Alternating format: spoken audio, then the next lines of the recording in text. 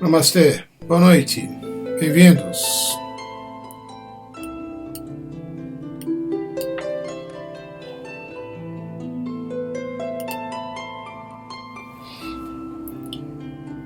Hoje estamos tendo o privilégio de fazer nosso encontro num dia bastante especial, um dia auspicioso, porque é um dia que se comemora também o aniversário de Bhagavan.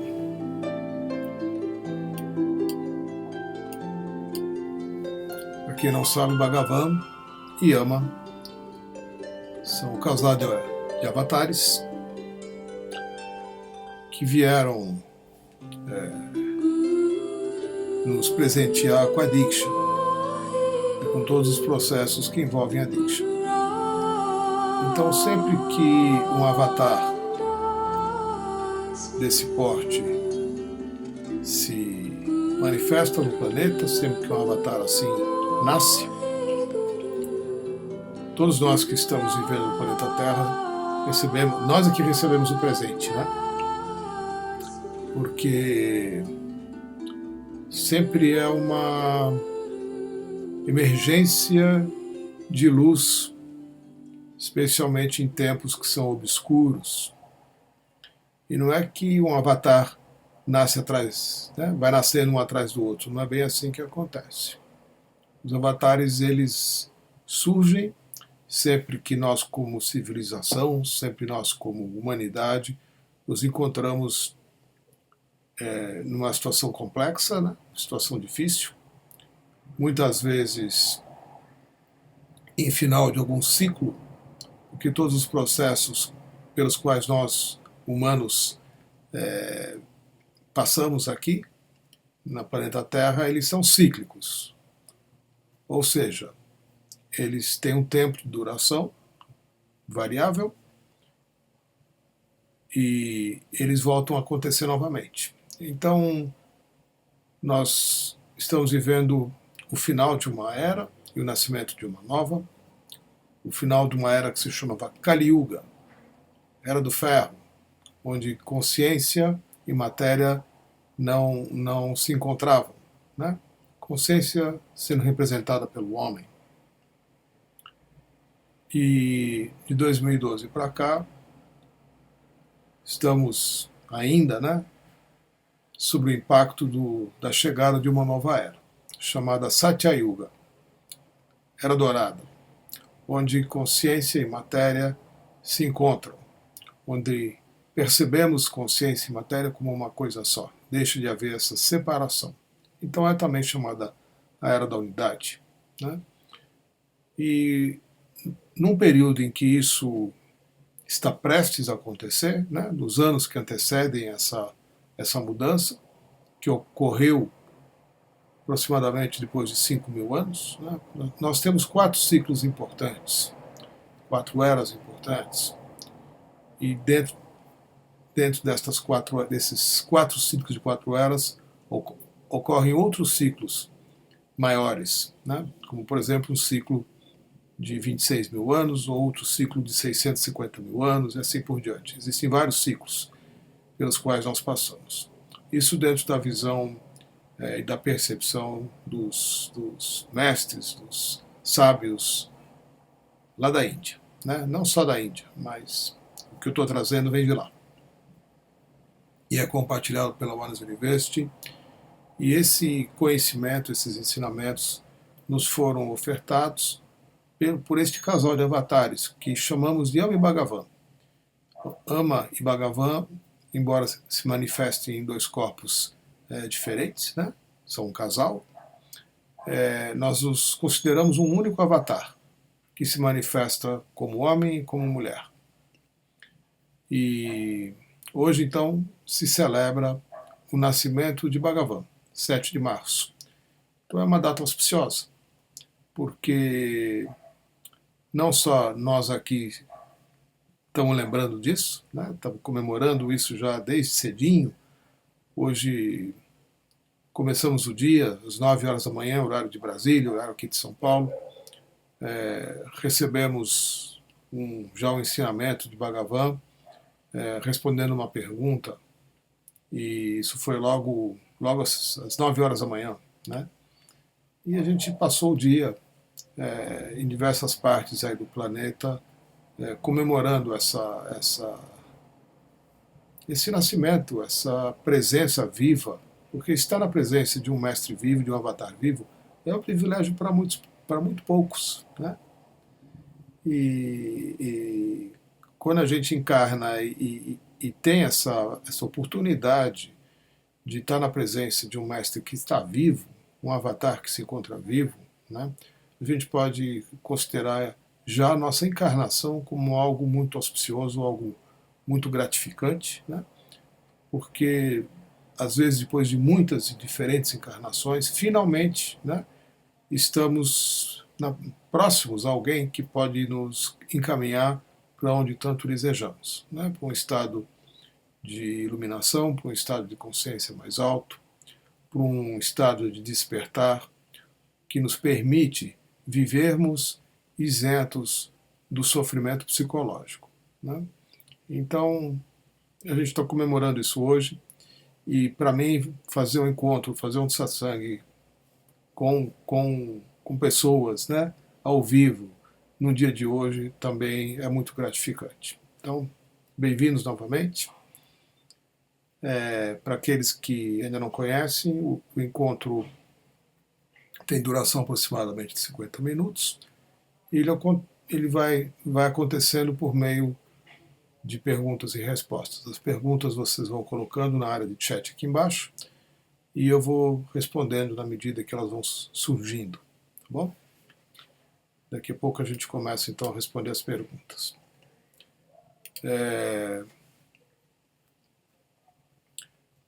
Hoje em dia nós não mencionamos mais Bhagavan de uma forma tão frequente, né, como fazíamos antes. De certa forma, isso nos permite um movimento um pouco mais, vamos dizer assim, livre de projeções, né, porque a gente acessa uma consciência que se manifesta por meio de avatares, que se encontram vivos, se encontram presentes, que moram lá na Índia, né, aos quais a gente tem acesso quando vai lá, mas que hoje estão numa presença mais, vamos dizer assim, atrás das cortinas, né, emanando consciência, emanando ensinamentos, né, nos conduzindo de diversas formas nessa caminhada espiritual.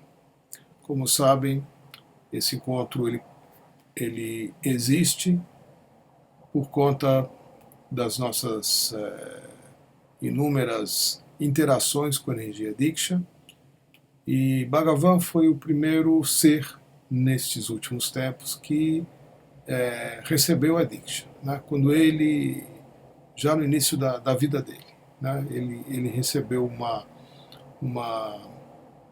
sinalização de que algo iria acontecer e que ele, pelo qual ele tanto já ansiava quando era criança, né? O anseio do Bhagavan de trazer mudanças, de facilitar o acesso das pessoas a todos os tipos de cura, né, especialmente a cura espiritual, já era um anseio dele desde criança. Então, é uma pessoa que dedicou, né, a vida inteira mesmo só para isso. Ele não teve outros propósitos, né? E ele, num determinado momento, encontrou a ama e os dois juntos construíram, então, todo um trabalho maravilhoso e que envolve a transmissão da energia Diksha. Quem primeiramente recebeu a Diksha foi o filho deles, que se chama Krishnaji. O Krishnaji recebeu a Diksha ainda aluno de uma escola do qual este casal eram diretores, né, no sudeste da Índia, no interior da Índia. E hoje tudo isso se transformou muito, cresceu de uma forma, né, enorme, né, um crescimento. Hoje somos milhares de doadores de Diksha espalhados por todo o planeta, né? Milhares e milhares e milhares de pessoas que já despertaram pelo contato, pela presença dessa energia em suas vidas, além de todos os outros tipos de cura. Então, faço aqui minha homenagem, né, a Bhagavan, a Oneness University e a presença ainda viva desse avatar, que eu tive o privilégio também de ter alguns encontros pessoais com ele, né, não muitos, mas alguns, né, e que com certeza fizeram com que a minha vida tenha hoje um sabor completamente diferente do que já teve antes, né? E é como acontece quando a gente está na presença, né, de um avatar, de um mestre desse porte. Então, mais uma vez, bem-vindos. Namastê. Já estou vendo que tem a pergunta da Lúcia aqui. A gente está dando início ao encontro. Por favor, vão colocando vão postando as suas questões à medida que elas vierem. Não fica elaborando muito não, tá bom? E toda pergunta, eu sempre digo isso, porque tem gente que fica relutando, né? As perguntas praticamente são anônimas, né? A não ser que alguém te conheça muito bem. Fique à vontade para colocar qualquer tipo de questão. Eu sempre digo que eu dou preferência às questões mais pessoais, porque as respostas vão ajudá-lo, né? Vão ajudá-la a encontrar um rumo, muitas vezes, né? Novo, um caminho novo, um novo jeito de conduzir sua vida. E isso beneficia todas as pessoas que estão presentes e aquelas com as quais nós nos relacionamos em presença também. Oi, Iago. Olá, pergunta. Se podemos ter novos olhares para as questões passadas, o que seriam as experiências ruins?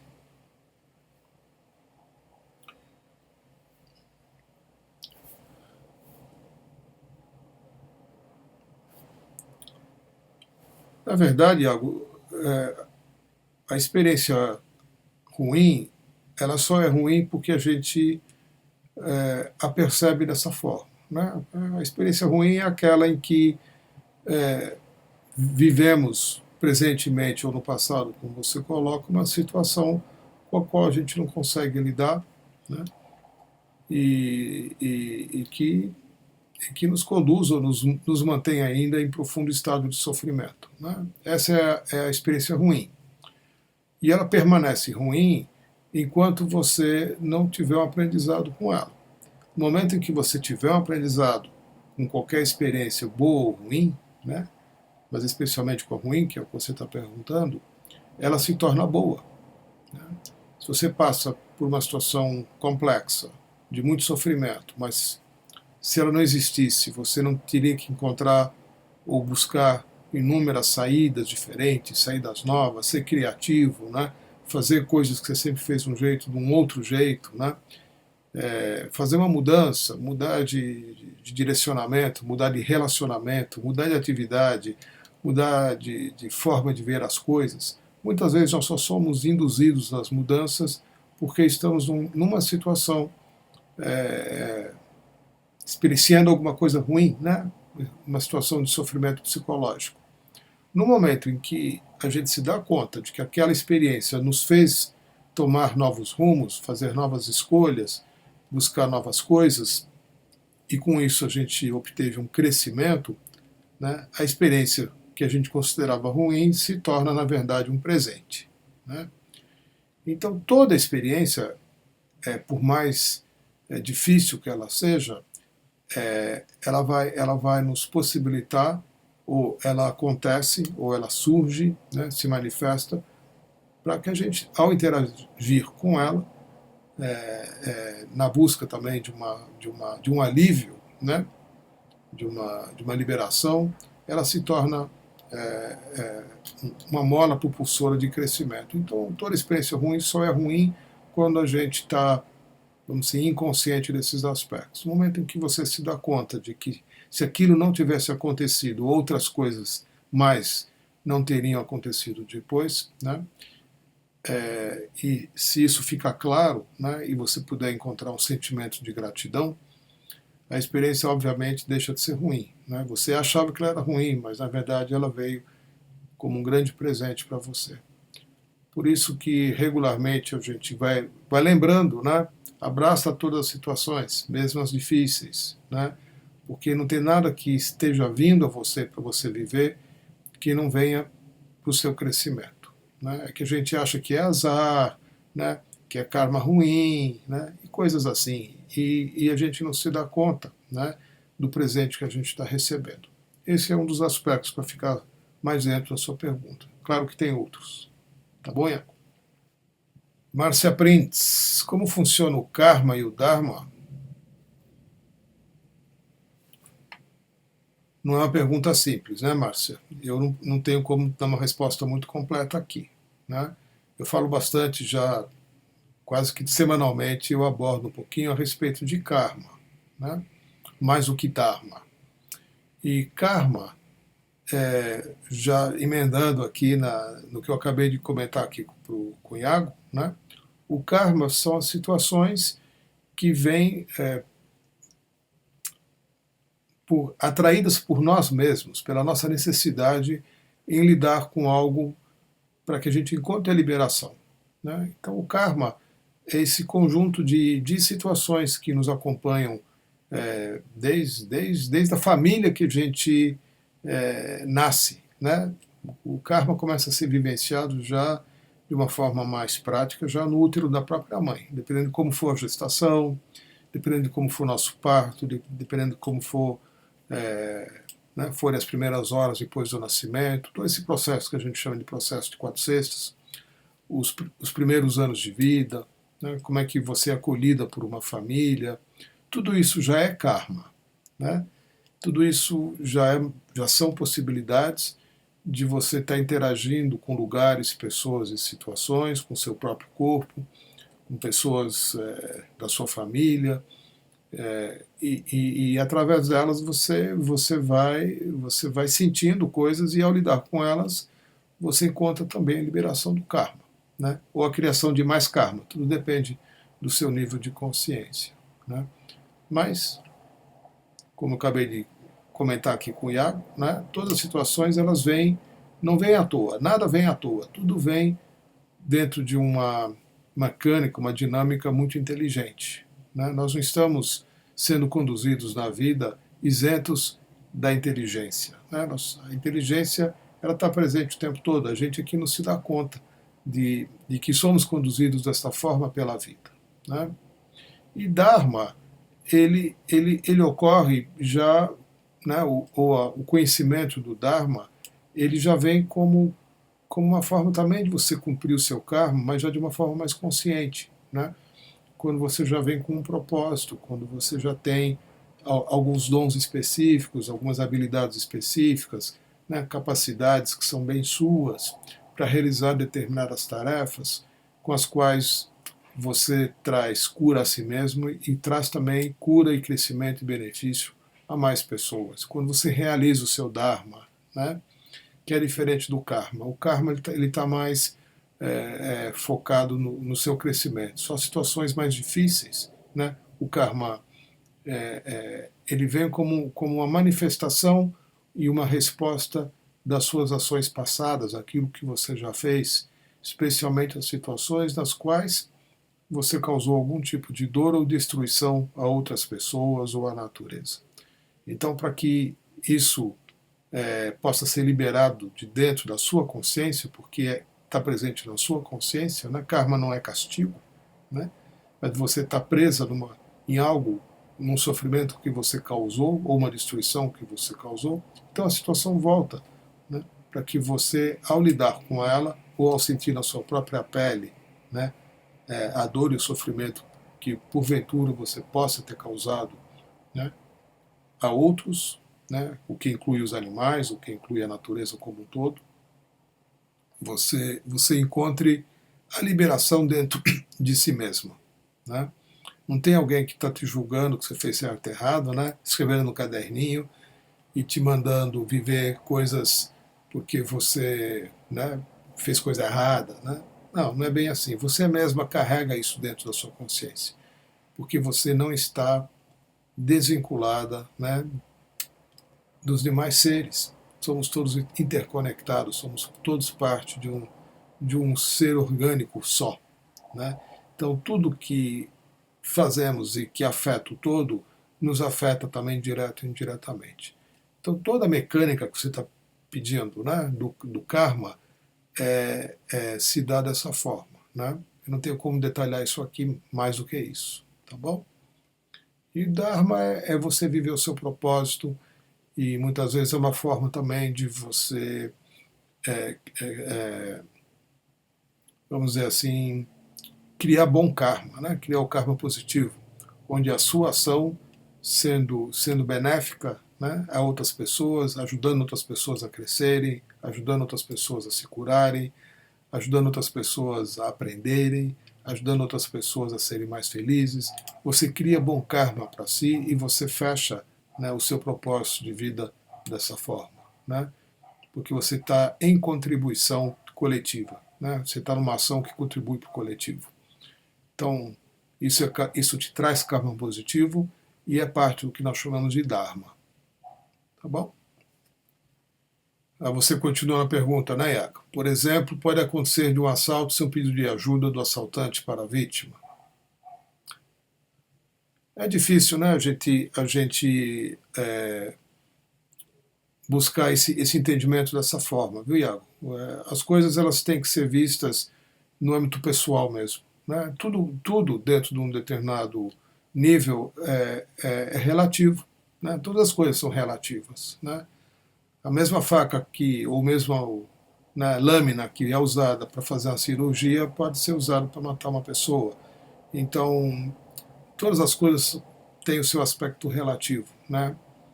E tudo aquilo que é usado para ajudar tem uma qualidade. Tudo aquilo que é usado para destruir tem uma outra qualidade, não é nem boa nem ruim. Né? Se você se aprofundar aí nos ensinamentos dentro da visão hinduísta, da qual eu não sou um conhecedor, né? Muito superficial, você vai encontrar Shiva. Né? E você vai encontrar que é o destruidor, você vai encontrar o outro que é o mantenedor, e você vai encontrar o outro que é o criador. Então, dentro da visão hinduísta, você tem vários princípios operando o tempo todo na nossa existência. Né? E a gente julgar que isso, né, todas as coisas são relativas, né? Todas. Né? A gente não pode se prender a uma visão absolutista de coisa alguma. Mas isso, para que isso seja natural, para que isso seja verdadeiro, a gente tem que experienciar na própria pele. Né? Senão vira só um jogo de teorias, de possibilidades, e a gente fica na mente sem, de fato, ter uma compreensão mais aprofundada do que está sendo, né, apresentado para ser vivido. Tá bom? Oi, Marcelo. Gavini. O que você faz? O que você recomenda fazer para mantermos sempre o estado de presença?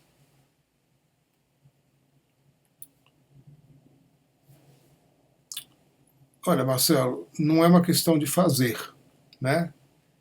Não é uma questão de fazer. Eu também não me encontro em estado permanente de presença, né? Eu nem sei se isso é possível. Então, o estado de presença, ele pode ser experienciado de inúmeras formas, né? Ele pode vir a você pode experienciá-lo por 30 segundos e depois ele vai embora, né? O anseio que a gente muitas vezes tem de segurar um estado é o que faz com que a gente o perca. Né? Esse é um dos segredos. Né?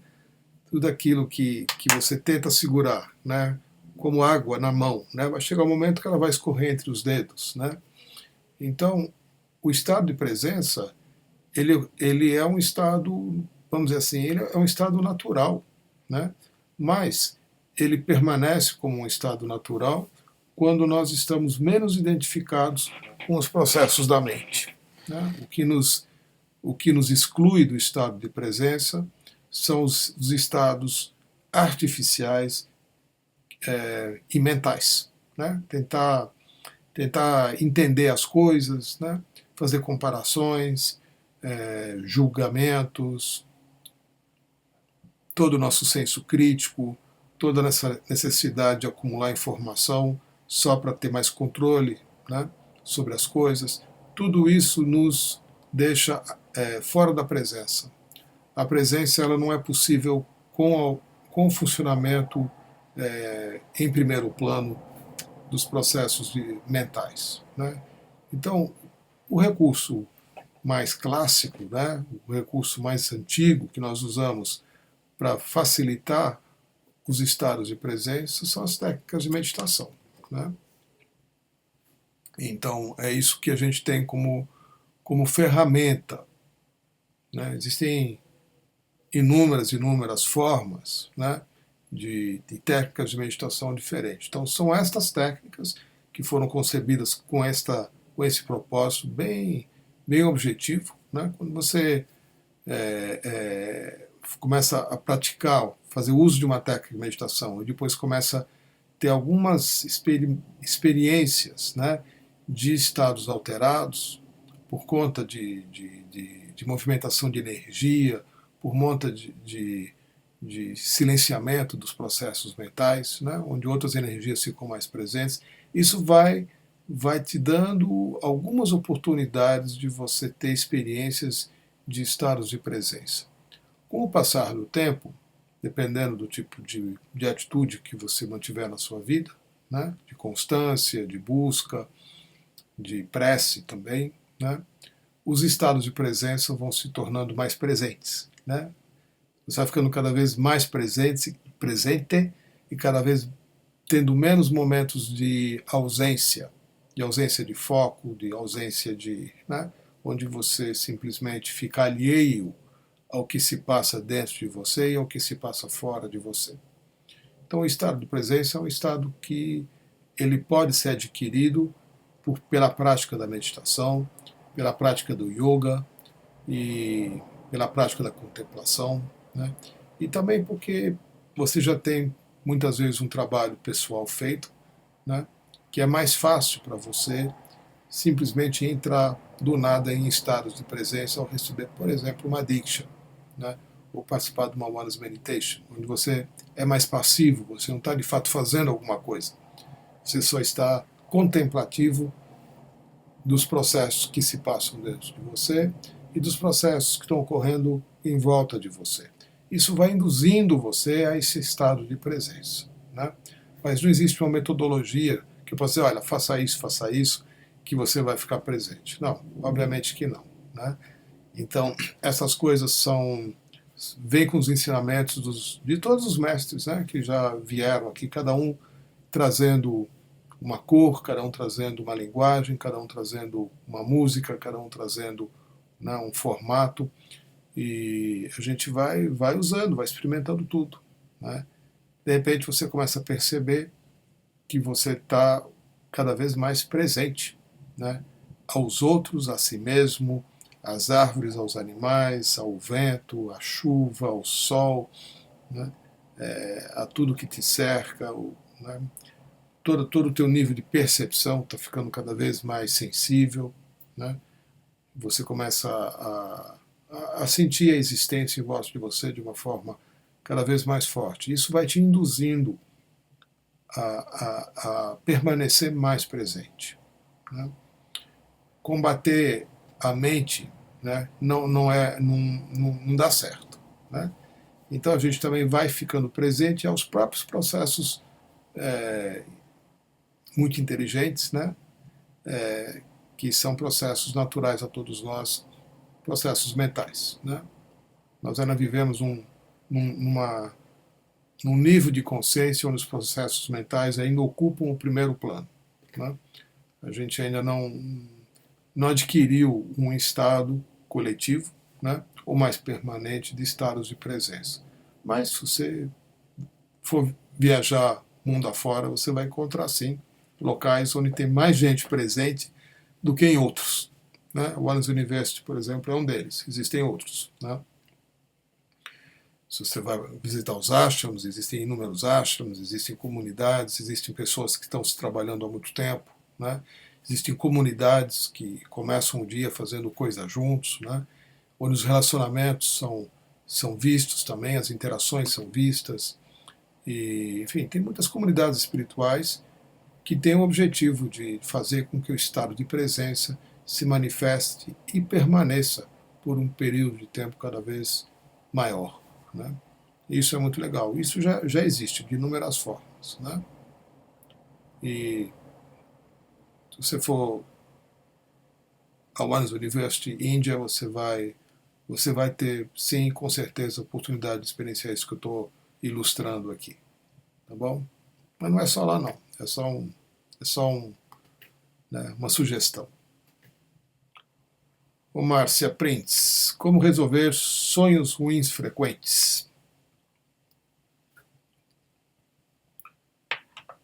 Os sonhos ruins, eu respondi isso acho que a semana passada aqui. Depois você dá uma olhadinha no vídeo, eu acho que eu falei esse respeito já na semana passada. Os sonhos ruins, Márcia, eles quase sempre são uma forma do teu inconsciente lidar com as situações que você, durante o seu dia a dia, não tem como lidar, especialmente as emocionais, né? Tudo aquilo que você, muitas vezes desde criança, não tem condições de lidar, não é resolver, é lidar, né? Um medo que você tenha, né? Um padrão que se repete, coisas né, situações que te mandaram calar a boca, né? Ou seja, você se sentiu impotente, né? Ou você não foi capaz de responder àquela situação, àquela pessoa, expressando o que você sente, né? Então, essas coisas a gente começa a vivenciar já na primeira infância, né? Onde é mais difícil, né, a gente expressar tudo o que sente. Geralmente somos suprimidos, somos repreendidos, somos colocados em castigo e somos punidos, né, dependendo da família que você, da educação que você teve, ou da escola que você frequentou, ou, né, pessoas da sua família que não permitiram que você expressasse o que você pensa, que não permitiram que você expressasse o que você sente. Essa é a fonte né, onde se acumulam as nossas emoções que não puderam ser expressas e se converteram no que nós chamamos de cargas. Essas cargas e essas emoções, elas não foram embora. Mesmo que tenham acontecido há 30, 40, 50 anos atrás, elas estão aí, né? Elas só não são mais percebidas, elas não são mais vistas, mas elas estão atuando na sua vida no dia a dia. Então hoje você não tem mais um pai, uma mãe e tal, que estão te causando esse tipo de sentimentos, mas você tem outras pessoas. Pode ser um chefe, pode ser um sócio, pode ser um filho, pode ser um marido, né? Pode ser ainda um pai e uma mãe também, né? Então, aquela mesma incapacidade de expressar o que você sente permanece, né? Como você não trabalha no sentido de expressá-la, ela vai surgir nos seus sonhos, né? Então, quanto mais você vai se acostumando a dizer o que pensa, sem medir as consequências, né?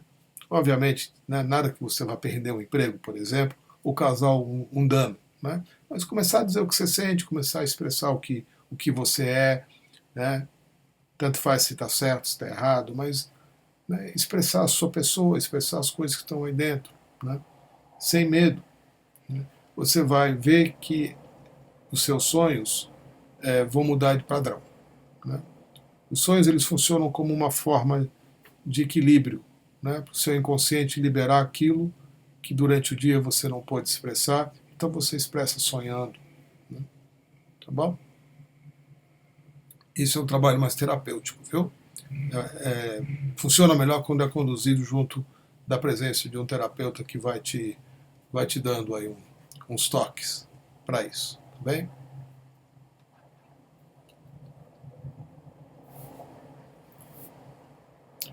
Ainda assim, existem diversos tipos de sonho, né? Existem sonhos, como a gente comentou aqui hoje, né? Existem sonhos ruins que, na verdade, eles não são ruins, né? Eles só estão nos apresentando situações que nós somos, né, nos percebemos incapazes de resolver no dia a dia. E quando a gente começa a sonhar muito, opa, né? Eu estou sonhando sempre com uma coisa assim, como é que está sendo o meu dia a dia, né? Quais são os sapos que eu estou engolindo, né? Quais são as situações que eu estou com medo, né? Quais são as coisas que eu gostaria de fazer e não estou fazendo, então estou, né, tô me sentindo mal. Quais são as mudanças que eu gostaria de realizar e que eu tenho que realizar e que eu não tenho, motivação, não tenho coragem, né? Que medos são esses, né? Então os sonhos também, eles são muito ricos de conteúdo, né? São elucidativos, nos mostram o que está se passando dentro. Isso quando a gente se lembra do sonho depois. Então, quando a gente tem um sonho difícil, né, anota ele, dá uma lida depois, não na hora que você acordar exatamente, dá um tempo, né, deixa o seu estado mudar e depois olha, que interessante, sonhei com isso. Por que será que eu sonhei com isso? Né? Esse já é um trabalho mais terapêutico, né? Como, por exemplo, uma terapia junguiana, que vai analisar as simbologias do que você sonha e vai te proporcionar um retrato de como você é por dentro, que muitas vezes você não sabe, né? Você não tem os meios de saber, de conhecer, não se conhece tão bem e não sabe como fazer para se conhecer melhor. Então os sonhos também vão te ajudar nisso, né? Vão te dar alguma referência de como está sendo a sua vida e, e vão te dar também, por que não, as chaves para que algo possa ser transformado, né? Mas é bom pedir ajuda para essas coisas, viu? Fazer tudo isso sozinho é meio complicado. Oi, Janaíde Gonçalves, Setu, você poderia falar sobre abundância e escassez? Como se liberar do medo da escassez e ser mais receptivo para a prosperidade?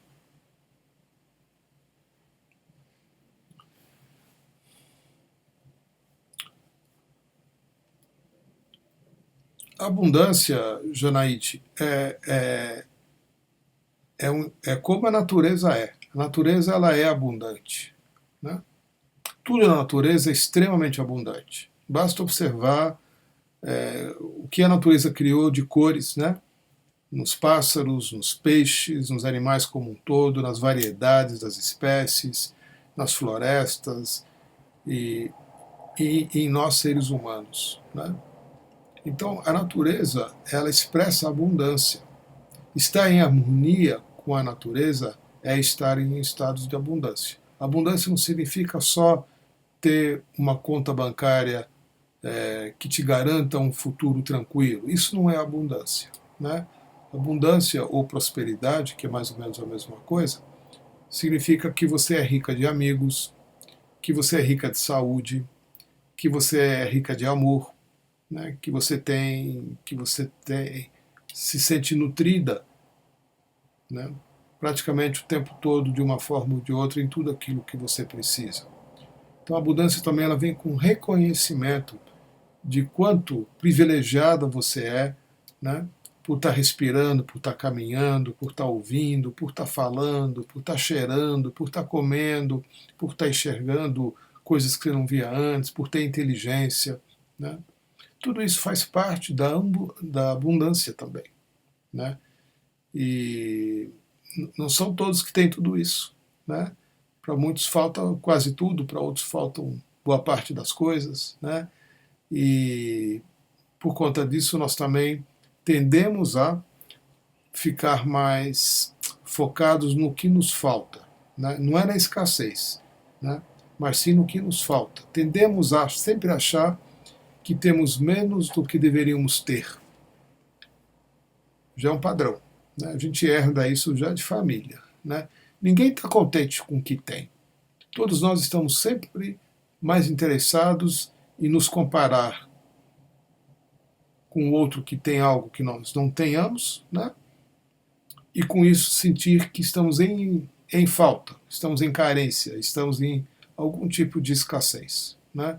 Uma pessoa mais bem casada, uma pessoa mais bem amada do que você já vai te provocar esse sentimento de escassez, né? Uma pessoa que tem um corpo numa forma, né, mais atraente, né, ou um corpo mais saudável, ou o que seja, né, já vai provocar em você esse sentimento de, nossa, né, eu não tenho um corpo assim, que pena, né, não nasci não fui geneticamente privilegiada com um corpo é, desse tipo, né, e assim por diante, né. O sentimento de escassez ele ocorre por comparação, né, porque você está se comparando com alguém que tem o que você não tem, logo você se sente menos, né? e logo você acredita também que há algo de errado com você, porque se o outro tem e você não tem, é porque a existência e Deus estão sendo injustos com você, né? Ou deve ser alguma coisa kármica, enfim, aí começa a viajar num monte de explicações e de justificativas, né? Mas na verdade nós todos somos muito abundantes.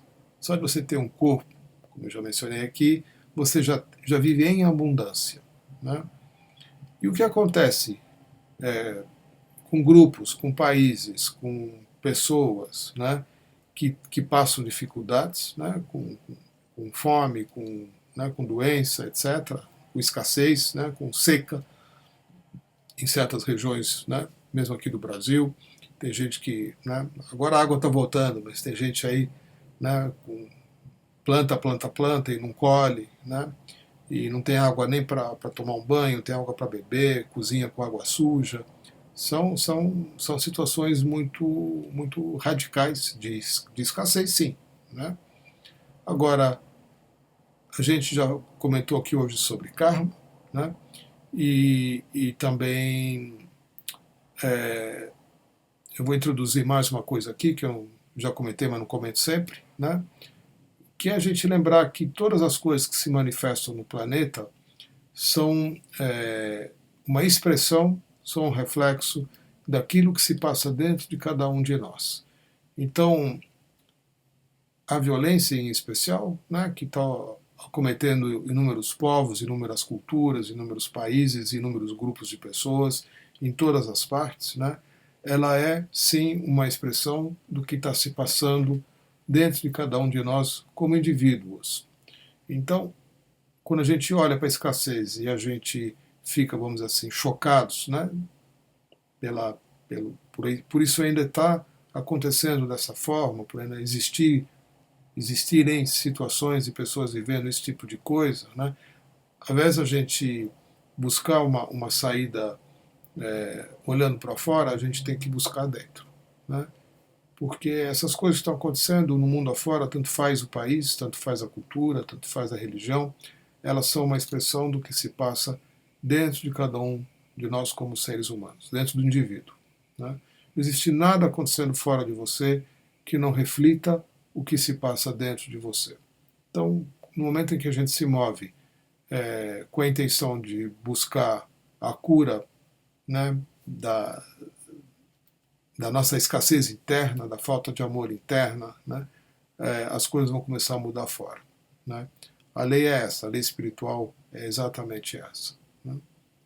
Então, é uma resposta assim, eu estou incluindo a escassez e a abundância aqui, né? Mas a regra, né, a lei espiritual ela é a mesma, tá bom? Oi, Josi. Como devemos pensar, nos comportar nessa nova era? Será que estes vão nos influenciar de alguma forma? E quando começa? Josi, eu espero que ninguém te diga como pensar, eu espero que ninguém jamais te diga como se comportar, viu? Isso nunca deu certo. Alguém te dizer como pensar e alguém te dizer como se comportar, o que você deve fazer, o que você não deve fazer. Isso jamais deu certo. Jamais, né? Nós temos aí desde os 10 mandamentos, né, onde temos 10 regras a serem seguidas do que fazer e não fazer, né? Então a tentativa da gente se conduzir vida afora, seguindo leis que nos foram dadas, né, por seres que supostamente estão recebendo esse recado de consciências superiores, deu certo em termos, né? Algumas coisas deram certo, né? Mas o comportamento certo, eu não vou nem falar de pensamento, o comportamento certo, ele sempre emerge de um coração que está alinhado com a presença divina, né? Ou seja, ele se encontra em amor, ele se encontra lúcido, ele se encontra inteligente, né? Não é alguém que vai dizer para você o que é isso. Você é que vai sempre saber, dentro do seu coração, o que está causando dor e o que está causando alegria para si mesma e para o outro, né? Essa é a bússola, né? Pode ser diferente de uma pessoa para outra. E pensamento não é algo que está sob o seu controle. O pensamento pertence ao que nós chamamos de consciência coletiva. Ele não é individual, ele não é produzido por você. Você é que atrai certos tipos de pensamento em função das coisas que você sente, em função das coisas que você faz, em função das coisas que te acontecem. Os pensamentos, eles não são produzidos por você. Então, no momento em que você começa a se mover para estados mais elevados, você vai ver que não só a qualidade dos pensamentos muda, como você vai ter também a oportunidade até de viver cada vez mais momentos em que você se vê isenta de qualquer tipo de pensamento, né? Esses são estados mais elevados de presença, são estados mais elevados de consciência, e o que caracteriza esses estados são justamente os momentos de silêncio, onde os pensamentos ficam, não que eles desapareçam, mas eles ficam mais como um pano de fundo, algo que não está governando. Você não está sendo governado pelo que você pensa, e os pensamentos também não vão surgindo por conta das coisas que você está tentando resolver e não consegue, né? Tudo isso, essas coisas que eu estou mencionando, fazem parte do crescimento espiritual, né? O crescimento espiritual, ele vai conduzir cada um de nós a ter uma ação correta e ter também um estado de presença, como já foi colocado aqui, que, pela sua própria natureza, é isento, né, dessa avalanche de pensamentos que acomete naturalmente todas as pessoas de uma forma ou de outra. Tá bom? E a nova era, que é o que você está perguntando, ela já está acontecendo. A gente já está se encaminhando para isso, né? E já somos, sim, influenciados por todas essas coisas. Então, quando você começar a perceber, né, por exemplo, por meio da Diksha, né, você vai ver que essas coisas já estão mudando, né? Cada um de nós que desperta, cada um de nós que cresce em consciência, leva um monte de gente junto, né? Toda a nossa ação vai se refletindo no coletivo. Tudo aquilo que você aprende como indivíduo vai se manifestando coletivamente. Você vai impactando inicialmente as pessoas com quem você se relaciona, sua família, né, o ambiente no qual você trabalha, os amigos, e isso vai expandindo. Quanto mais pessoas estão se trabalhando, né, para encontrar as suas curas, as suas liberações, mais isso vai impactar o coletivo. É dessa forma que a gente está caminhando, especialmente com a Diksha e com os ensinamentos dos nossos queridos avatares, né? Tá bom, Josi? Olá, Sônia. Boa noite.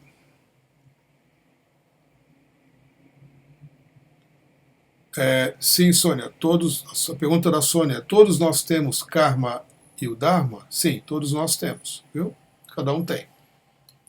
Temos karmas, temos o karma pessoal, né? onde você vai lidar com as situações que são suas, não são as mesmas de uma irmã ou de um irmão, né? Que nasceu na mesma família, que recebeu tudo igual, mesmo que seja um irmão gêmeo, né? Cada um tem o seu Dharma, cada um tem o seu karma. São processos absolutamente individuais. Ainda assim, existem karmas que pertencem a uma família, certas situações de karma são parte, né, de um grupo familiar, são parte de um grupo, por exemplo, uma cidade, né? Temos um karma de cidade, temos um karma como país, temos um karma inclusive do planeta Terra. Tudo tem karma, tudo está no processo de crescimento e de aprendizagem. Para nós é mais acessível o reconhecimento e a aprendizagem no nosso processo pessoal, mas ele é individual, né? Hoje à tarde eu li aqui uma notícia, eu não cheguei a ler, só vi a manchete, né, não vi os detalhes, de duas gêmeas que são gêmeas de 92 anos, se eu não me engano, né? E as duas morreram hoje ou ontem, congeladas, porque as duas caíram juntas, acho que na porta de casa, eu não sei em que país, né? Falei, que louco, né? Aí é um karma coletivo, né? Porque como é que duas pessoas podem conviver tantos anos juntas, né? nasceram juntas e morreram juntas, né? E, então são situações que chamam a atenção, né, desses processos todos. E são condições, né? Nós aprendemos como pessoa, nós aprendemos como família. Às vezes uma pessoa traz mudanças dentro de uma família, às vezes uma pessoa dentro da família, a gente tem trabalhado bastante assim, uma pessoa buscando a sua cura, buscando a liberação dos seus antepassados, que é um processo que a gente faz, né? Buscando uma cura do sistema, para quem trabalha com constelação familiar, com constelação com trabalho sistêmico, né? Terapia sistêmica. Você vai ver que você mexe com o karma de família, né? Muitas vezes um grupo familiar se encontra e todos os seus descendentes, né? Mesmo o nenenzinho que acabou de nascer, já está dentro de uma situação karmática da família. Aí um membro da família, né, resolve fazer um trabalho de liberação e ele acaba liberando a família toda, né? Ele ganha karma e a família ganha karma. Ele ganha no trabalho, um trabalho assim como indivíduo e no benefício que ele proporciona a si mesmo, aos antepassados e aos descendentes ou futuros descendentes, também traz karma positivo para ele, né? Então, tudo tem uma certa flexibilidade, não tem uma rigidez, né? Não são leis dinâmicas rígidas, são flexíveis, são plásticas, né? As coisas estão um pouco fora do controle, não são regras rígidas, né? Mas são leis espirituais, né? Cada um de nós tem um propósito por ter nascido, cada um de nós tem uma razão de estar aqui, cada um de nós está fazendo bom uso ou não dessa oportunidade de crescer que uma encarnação aqui nesse planeta possibilita, né? Tem gente que só se queixa, só se queixa, só se queixa, né? Chegou aqui e vai embora do jeito que chegou, né? Vai passar a vida inteira sem reconhecer todos os presentes que ganhou, só vai se queixar. E tem gente que já nasce encantada, né, com a vida, independente da saúde, independente da questão financeira, independente do que for da família que nasceu, né? E vai fazer bom uso da vida que tem, né? E vai encontrar dentro de si talvez o meio mais forte de expressar o seu crescimento, que é a gratidão, né? Quando você reconhece as coisas que você tem, quando você reconhece tudo que você vem ganhando desde que você nasceu, começando pela vida, pelo coração que bate, pelo ar que você respira, pelos olhos que enxergam, né, pela capacidade de sentir as coisas que você toca, né, com o seu corpo, de interagir com outras pessoas. Tudo isso é Dharma, tudo isso é karma também, né? Não é todo mundo que está podendo vivenciar tudo isso nesse momento, né? Tem muita gente aí na fila para nascer, né? Então a gente tem que fazer bom uso da nossa vida, a gente tem que fazer bom uso de cada situação que a vida nos traz, porque elas só estão acontecendo para que a gente cresça, né? Então dentro disso está o karma, dentro disso está o dharma, e cada um tem o seu sim, né? Oi Márcia, Setu, faço meditações várias horas, todo dia, mas muitas vezes acabo dormindo. Como poderia ficar mais consciente e evitar a dormir? Fazendo uma meditação diferente, tá bom? Meditação não é a técnica, vamos deixar isso claro, né? Meditação é um estado, não é algo que dura uma hora. Nós, quando nos tornamos pessoas meditativas, nós nos tornamos meditativos 24 horas. 24 horas, você está em meditação até quando está dormindo, né? Você está em presença, como foi colocado aqui hoje já, né? Então, a técnica da meditação é uma coisa, meditação propriamente dito é outra. É importante fazer essa distinção, tá?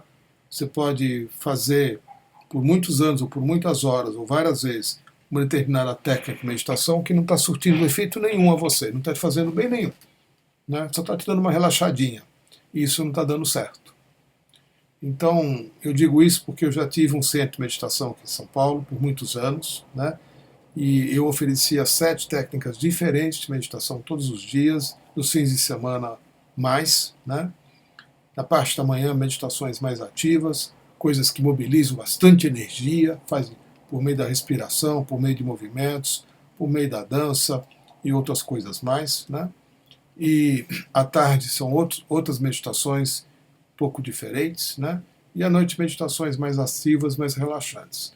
Então você tem que encontrar uma meditação para o momento do seu dia, uma técnica que faça com que você se sinta diferente depois de tê-la feito, né? Porque senão a mente se apodera da meditação e você entra numa coisa meio automática, né? Que nem ficar rezando, contando bolinha num terço, né? Ou mantrando, né? Você está fazendo aquilo, mas tua cabeça está pensando o que você vai fazer de almoço, você não está nem aí, você não está presente, você está fazendo só uma coisa automática, né? Então a boa técnica de meditação é aquela que te envolve por inteira, né? Que faz com que a tua energia seja mobilizada, né? Que você sente que todos os seus centros de energia, todos os seus chakras estão sendo mexidos, estão sendo abertos, né? Que está havendo uma abertura, a energia está se movimentando, né? Como uma boa aula de yoga, né? E as meditações do Osho, né? Que são as minhas preferidas, e são muitas, eu tenho mais de 100 técnicas que eu dou, né? E você vai aprendendo, experimenta uma. Opa, essa aqui fez um clique em mim. Ah, então é com essa que eu vou. E podem ser coisas muito simples. Meditação não é sentar em zazen, acender um incenso, uma vela e ficar, né, pronunciando o mantra Om, né? Não dá 10 minutos você está dormindo, né? E não deu certo, né? Mas por que não, né? Põe um tênis e vai dar uma corrida, né? Coloca uma música que você gosta muito, né? E se esbalde de dançar, né? Por 40 minutos, né? E deixa o corpo se mexer e deixa vir um estado de êxtase, de alegria, e depois você relaxa em silêncio. Essa meditação do Osho da Nataraj, né? São 40 minutos de dança e mais 20 de relaxamento. Então tudo depende do que você faz, né? Você pode caminhar num parque, você pode nadar num rio, no mar, numa piscina, num lago, você pode correr, você pode andar de bicicleta, você pode remar. O importante é que você envolva o seu corpo, né? Se você está ficando sonolento, que você envolva o seu corpo, né? O corpo ele tem que ajudar você a mover energia para que o estado então de meditação se manifeste, né? Tá bom? Aí qualquer coisa, você vai fazer uma tarefa, hoje eu vou, né, vou polir todos os metais da minha casa, vou pegar uma flanela, um polidor de prata ou de metal ou de cobre que seja, e vou ficar dando lustre nas coisas que estão oxidadas. Isso pode ser uma meditação, né? Só o ato de você estar presente ali inteiramente fazendo uma coisa, né, que você está curtindo fazer, pode ser varrer folhas do jardim, né, pode ser lavar alguma coisa, pode ser, né, picar legumes para você comer, né? Se você estiver absolutamente 100% presente no que você está fazendo, né, você está cortando lá, que seja cebola, você está cortando cebola, né? Quando você está, né, picando alguma coisa, é aquilo que você está fazendo, você não está fazendo outra coisa. Este estar inteiramente presente numa ação é um estado que vai, enfim, é o meio de você chegar à meditação. Meditação é um estado, né? Aí vai chegar um momento em que tudo que você fizer está dentro do campo energético, está dentro do nível de consciência meditativo, né? Aí você não precisa mais da técnica, você vive em meditação, no que quer que você faça. Ou, como a gente já comentou aqui, você vive em presença, né? Aí a vida assume uma outra qualidade. Tá bom? Oi, Mariana. Renata Valadares. Crise de choro é ruim ou é melhor extravasar? É melhor extravasar sempre, viu? Crise de choro, crise de riso também, tá bom? O que vier, emoção, a emoção foi feita para ser expressa. Toda emoção que fica contida causa problemas. Sempre expressa. E se você não puder expressar porque tem gente olhando, arruma um lugar para expressar, né? Dá um jeito de expressar. Oi, Mariana.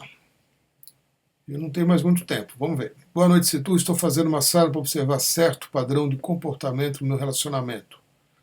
Na meditação vieram pensamentos e lembranças desencadeados pelos sentimentos. Sim, é normal que aconteça isso. De rejeição. Consegui me desidentificar dos pensamentos, mas continuei sentindo a raiva e a tensão no corpo. Eu fico com essas sensações? Fica. Bom, fica. Eu não vou poder te dar uma resposta mais aprofundada agora, tá bom, Mariana? Vamos combinar de semana que vem a gente começar com essa pergunta? Você coloca de novo? Porque a resposta precisa ser um pouco mais bem elaborada do que eu estou fazendo aqui com você, tá bem? Eu consegui identificar de onde veio esse sentimento de rejeição, mas ainda sinto no meu corpo, como ansiedade e um certo torpor, e dor de cabeça também. Então essas coisas a gente trabalha de inúmeras formas, né? Desde terapia, né? Eu chamo de terapia, mas enfim, um trabalho mais focado, mais preciso, mais cuidadoso em cima dessas coisas, até um estado de contemplação mesmo, né? São processos, né, Mariana? São processos importantes. Então, perceber o que está acontecendo não necessariamente vai induzir você a fazer algo com aquilo que você está percebendo, né? Então, perceber que você reage ao sentimento de rejeição muitas vezes já é o suficiente, né, para que você não volte a fazer coisas como com a raiva, por exemplo, né? Quando você se sente rejeitado, quando alguém não te dá atenção quando você está falando alguma coisa e você já engancha que você está sendo rejeitado. Você não está, a pessoa só está ocupada com outra coisa e não está podendo te dar atenção, né? Então essas coisas a gente vai identificando, né? Mas você pode também fazer alguma coisa mais diretamente focada por meio de um trabalho mais focado para isso, tá bom, Mariana? Oi, Núbia. Querido Setu, concordo com o pensamento de que só conseguimos formular uma pergunta porque já temos a resposta. Queremos só uma confirmação. Às vezes é isso mesmo, viu, Núbia? Legal, Mariana. Legal. Então tá bom, gente. Eu vou me preparar para fazer umas meditations. Espero que vocês possam estar participando também. É uma poderosa diksha através dos olhos, para quem não conhece. Dura meia hora, começa às 11h15, termina por volta de 15 para meia-noite. Depois ainda tem um tempinho para vocês relaxarem e em shavasana, se possível, né? E deixar que todas essas coisas que a gente comentou aqui possam se tornar parte, né, da sua consciência, não uma informação a ser arquivada, mas algo que vai permanecer abrindo e mexendo e trazendo curas e liberações, né? Essa é a nossa intenção. Aproveitem hoje, aniversário do Bhagavan, dia importante, estamos com toda uma egrégora aí de gente celebrando a mudança de estado de consciência. Então a gente termina aqui. Namastê, queridos, até daqui a pouquinho. E gratidão pelas perguntas. Tá bom? Até já.